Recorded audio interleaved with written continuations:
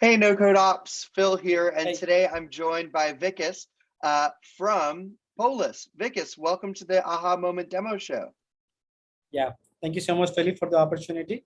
It's Yeah, wonderful to be here. So I'll just pull up the product. Okay.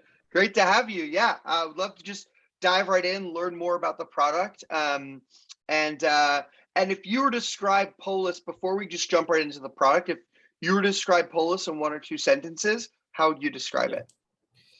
So what we think is that data is basically the oil of any organization. Data is very important.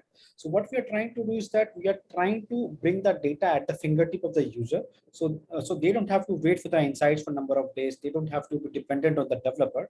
If they needed data, they should be able to get it right at the spot by speaking to the Polus itself.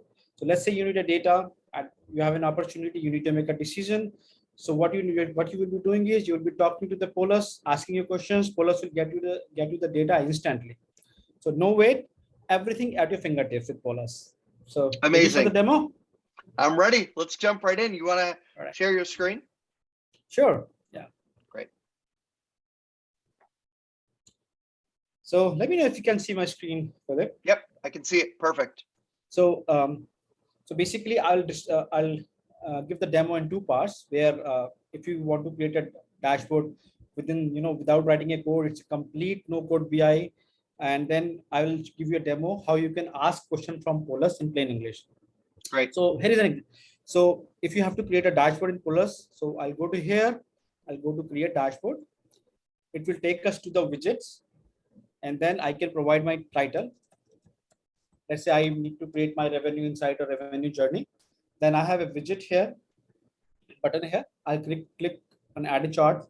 So what it gives me a widget in the center of the screen, then I can place anywhere and I can resize it. Awesome. Here,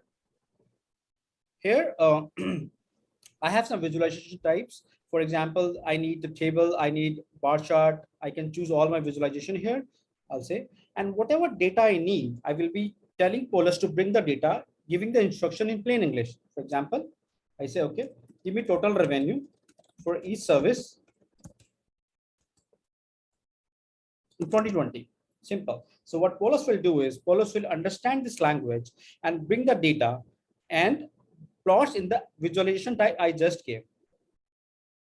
Great. I'm going to execute it. Boom. Sorry, my internet is kind of. No, you're good. Right now. Yeah. Yo, Okay. this is amazing.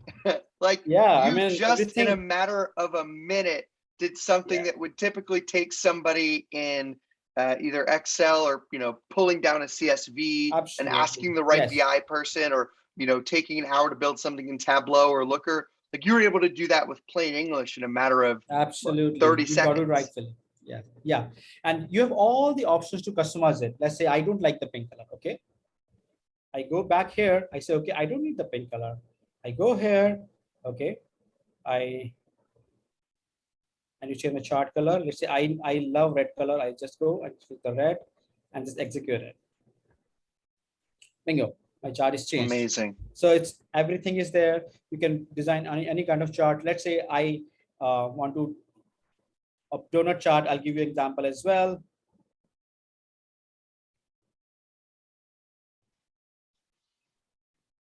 Add a chart here.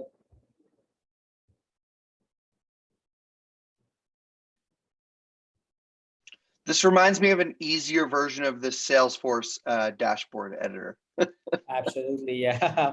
That's the idea. The ideology behind this product is that it should be so easy that even non-technical users should not be any hesitant using it. They should be able to use it right from the start. Yep. So again, I repeat the same process. I just chose my donut chart. I ask a question. Now, these words you're using after you pull up this donut chart, I'd love to see, because every business is different, right? So I'd love to see how you're able to train the model to understand your words for things like services and admissions. Yeah. So we have definitely, I'll show you that an example as well. to answer right away. So we basically divide that thing in two parts. One, we have all the services that run behind and fetches all the columns and all. But we also give an option to the users so they can use their naming convention. For example, I don't like revenue. I like income. I like something else. So you can also define your nomenclature, your definitions, so that it's very easy for you to use it. I'll show you an example after that. Great. Okay. Then we have some settings here. I say, okay, I need the percentage in the legends. Okay. And then I just execute it.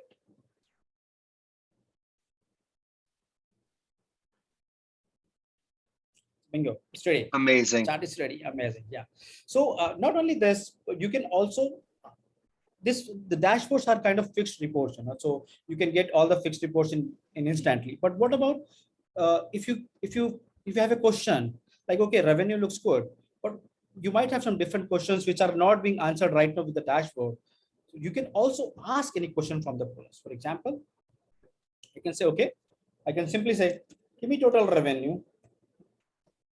Or I can even ask some advanced question. For example, I need to know what is the top department which is generating the highest revenue. I can say, okay, give me top 3 departments having highest revenue in 2020. Simple. Polus can easily get all the data. Simple. Wow. And I can go a little more advanced. I say, let's say I need to know what percentage of revenue is generated from each department in 2020. See, the beauty of the Polus is that because when we talk about the plain English, every user has a different style of saying different words. Right. So we don't control the semantics of it. So all the questions I'm asking, you can ask in your different language as well. We don't control the semantics. For example, a simple question which I asked, total service for total revenue for each service I'm asking. Yeah. It's giving an answer. I can also change my questions. I can also say, what is the total revenue generated from each service 2020? So we don't control the semantics. And you're getting the same chart and the same information, but two different ways of asking. Yeah. So let me ask you this, like, I'd love to dive into two different things. So one, can you walk us through how it's able to understand, how you're able to train it to understand different words that make sense for your business? So yeah, sure. So one thing we have, of course, an NLP engine which understands all the context of the language. But yep. Let's say some keywords like revenue. These are coming from the data. So so we have a training process where we train Polus. So let's say here I'm saying I don't want to call it revenue. I want to call something else. Sure. So I can go here and click on train your Polus. When I go here, I can get all my tables list here. And then I can go to the relevant table. And you can see here, I have given all the nomenclatures I need to use for this particular column. For example, my CEO may not know what net amount means, because usually developer have a weird way to store the names. For example, RS, RP in telecom domain. My CEO would not know that, right? So we want to give flexibility to the user. They can use and make it as easy as possible for their requirements. So yeah. And what if a user puts in something that would mean net amount that you haven't, as an admin, added yet? What would happen? So we have a very context specific algorithm written. So it basically tries to find the context. If it's not able to understand, it will basically come back to you and say, okay, I could not understand that. Because how a human would do is, if you give a jargon to a technical or to a user, say, okay, get me this amount, but he sees there are 2 columns in the database, he'll come back to you and say, which one you want. So the Polus has been designed to do the same thing as well. So yeah. Great. Love it. And then the other thing I wanted to dive in on is, all of this is well and good, but getting the data into a product is always, I know, difficult, right? And so talk to me about how you're able to integrate different data sources, how easy that is to do for a non-technical user, what types of data sources you can pull in. Sure. So I'll give you an example. So here in the configuration, we have the data sources right now. We are definitely so what we claim is Philip, is that we are the complete end-to-end data analytics platform. We don't care if you are on RDBMS or NoSQL. We support every kind of database. So Mongo, starting from Mongo, SQL, NoSQL, SDFS, Q. But we support everything. Okay, it's actually as easy as that. We are trying to integrate. You can see that we are integrating everything here. You can even ingest the social media data, Twitter data, everything. So it's very simple. You can create a connection. I'll show you that. This is as simple as that. I create here. Boom. Just connect scheme, and boom, you start ready within minutes. You start using it within minutes. Okay. Right. One more thing I'll say that there are two parts of our data platform. One is, of course, that if you have a database, you can always hook up our Polus and get the reports. What if you want to do the ETL? We also have a product which can do ETL for you as well. I'll give you a small example of that, how we are doing it. For example, let's say I have a huge transactional data. For example, this demo was based on the medical schema because we are working with a medical client right now. This is the demo data. So let's say you have a transactional data, billing data, and you get billing every second. You get patients in and out. So at the end of the day, there are thousands of entries, but you don't want, for your analytics, you don't want the transactional data. You would like some data which is like aggregated. You want to do an ETL. So we have a no-code ETL where you can actually transform your data without writing a single line of code. Get out of here. Yeah, I'll give you a small Let's take a look at that. Yeah, sure. No code ETL. You all saw it here first. This is going to be a first for us. I love this. Absolutely. That's the idea. So we have been working on this for a very long time because we really want to make it like, wow. So yeah, that's the idea, Philip. Yeah. Great. So let's see it. Again, you can capture these kind of options we have here for the capturing of data. So now for wrangling. So I go to wrangling and I go to jobs. I create a new job. Here I can do like different kind of data sources, directory, file, or DBS. I'll go for databases right now. Give an example.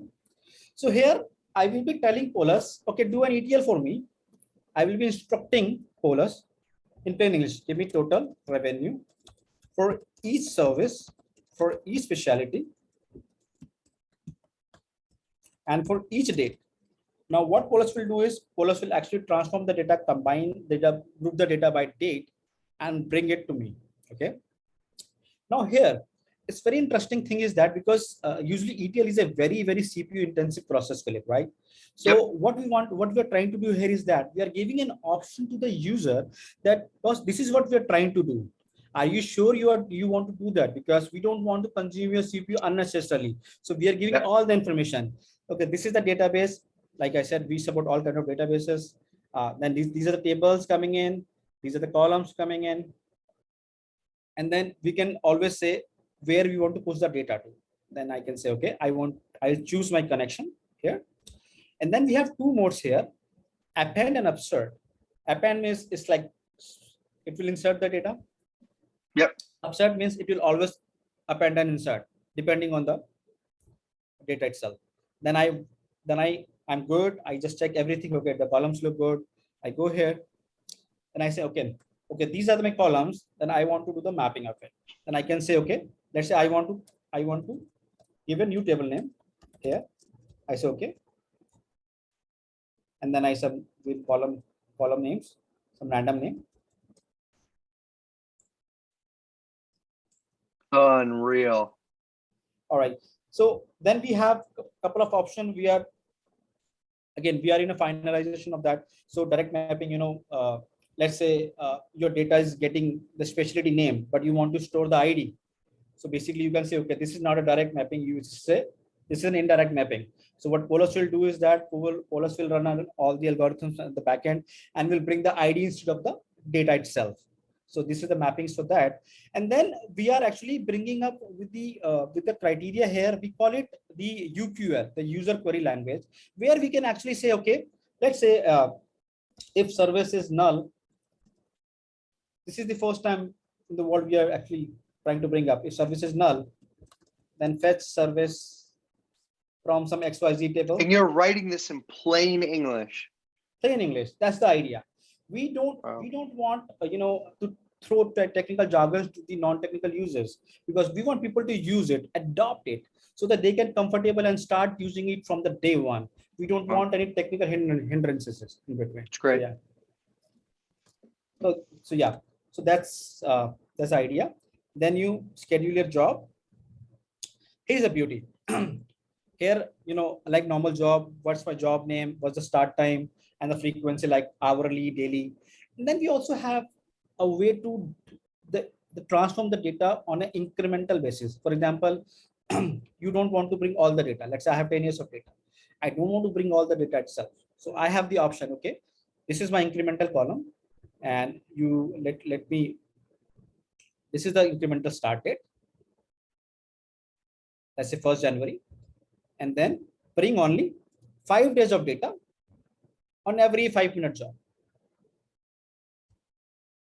So bingo. So it's completely, so all the data you need, you can actually get all, you can get data insights, you can do ETL, you can get ingest all kind of data, you can do queue, we can get data from anywhere, and everything is done without writing a single line of code. We don't want you to be dependent on the technical guys anymore. So yeah, that's the idea. I will say, I love this. I will say one piece of UI feedback, especially for non-technical users, especially around language like direct mapping, upsert, like all of that.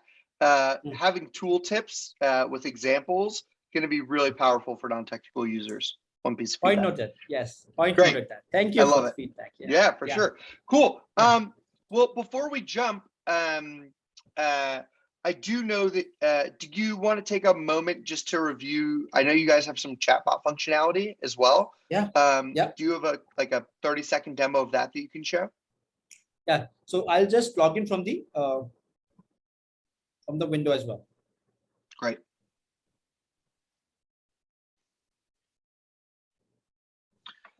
Then I'm assuming this would be like the chatbot functionality would be really super helpful for someone that wants to quickly understand data without actually having to build a dashboard or log into the app itself.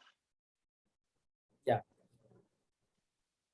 Just one second. I'm just logging from I'm trying to zoom in from my mobile so I can share the demo. Yeah, for sure. I think this will be the first time someone logged in to the Zoom recording to show a demo from their phone. It's pretty cool. Yeah, that's the idea.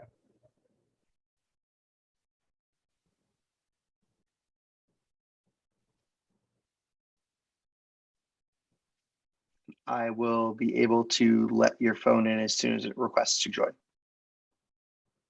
Sure.